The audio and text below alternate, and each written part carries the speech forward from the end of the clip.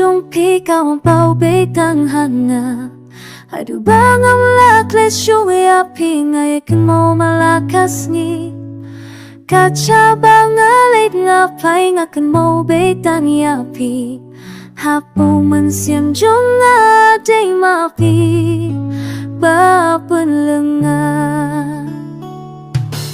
Iya diyang iba nila diyong nga Bayan wat lingban mo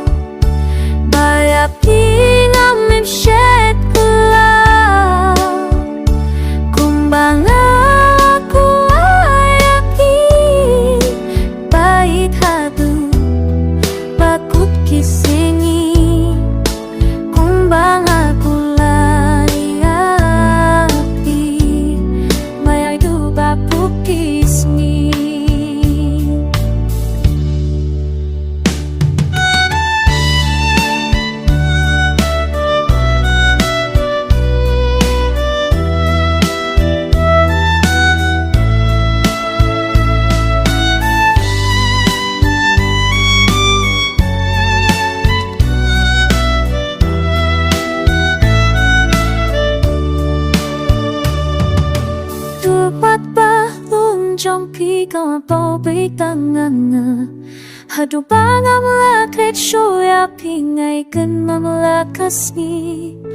Kacabang alin nga pa'y ngayon mo bitang api Hapo man siyang diyong nga ding mapi Papanlingan Utrat ng matating